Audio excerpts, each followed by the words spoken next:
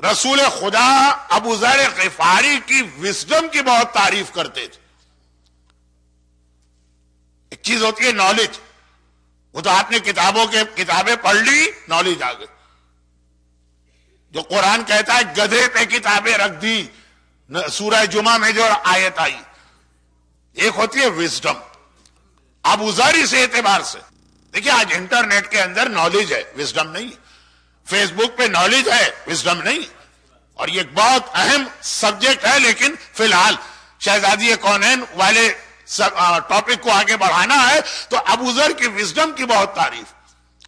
رسول خدا کا انتقال ہو گیا، کوئی آدمی نیا مسلمان ہوا.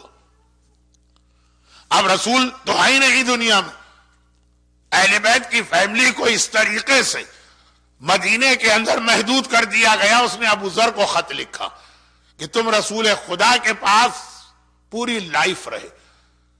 یہ مسلمانوں کی لسٹ میں 5th نمبر پہ آتے ہیں سیکوینس کے اعتبار سے، 5ویں مسلمان. وہاں سے لے کے رسول خدا کی وفات تک رسول کے ساتھ رہے، پورا پیریڈ گزارا رسالت کا. کوئی ایک ایڈوائس کرو. ابو ذر کی ایڈوائس یہ تھی جس سے محبت کرتے ہو کبھی اس پہ ظلم نہ کرنا. وہ ذرا چکرا گیا. کہا کہ ہے ابو ذر، اگر ایک نارمل ایڈوائز ہوتی ہے کہ کسی پہ ظلم نہ کرو، وہ سمجھ میں آتی.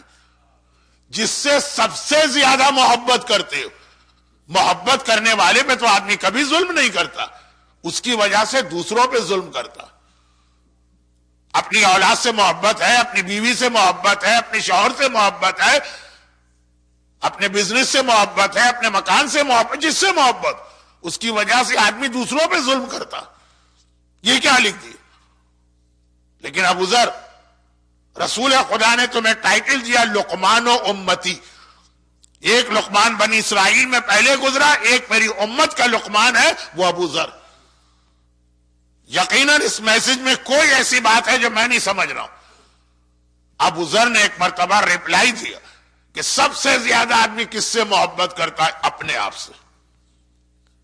یہ ساری فضول باتیں ہیں کہ ہمیں اولاد سے بڑی محبت، اور ہمیں بیوی سے بڑی محبت، اور ہمیں شوہر سے بڑی محبت، اور ہمیں فلاں، سب سے زیادہ اپنے آپ سے محبت ہوتی.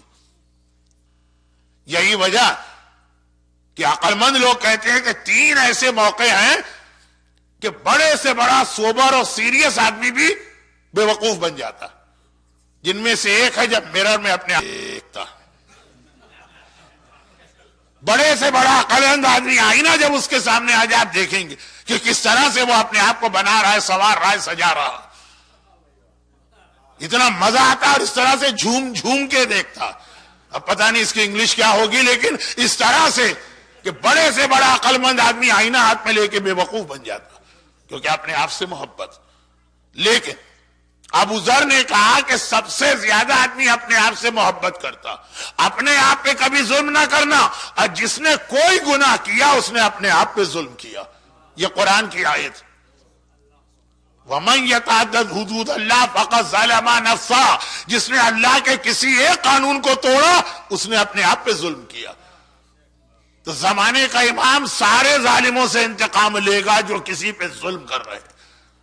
لیکن اس میں وہ مومن بھی آ گیا. ایک مرد کا داڑھی شیو کر دینا، ایک عورت کا بے حجاب گھر سے نکلنا، کسی کا غیبت کرنا، کسی کا نماز قضا کرنا، کسی کا مومن کا حق کھا جانا،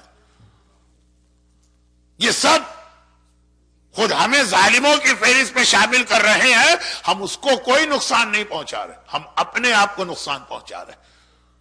اور اسی منزل پر زمانے کا امام ظلم، اور اس سے اپنے آپ پر ظلم، اور پھر خدا کا یہ اعلان آج جو تیسری آیت تلاوت کی کہ سَيَعْلَمُ الَّذِينَ ظَلَمُوا، ظالموں کو بہت جلد پتہ چلے گا کہ کیسے اللہ ان سے ریونج لے رہا ہے. یہ اپنی جگہ اب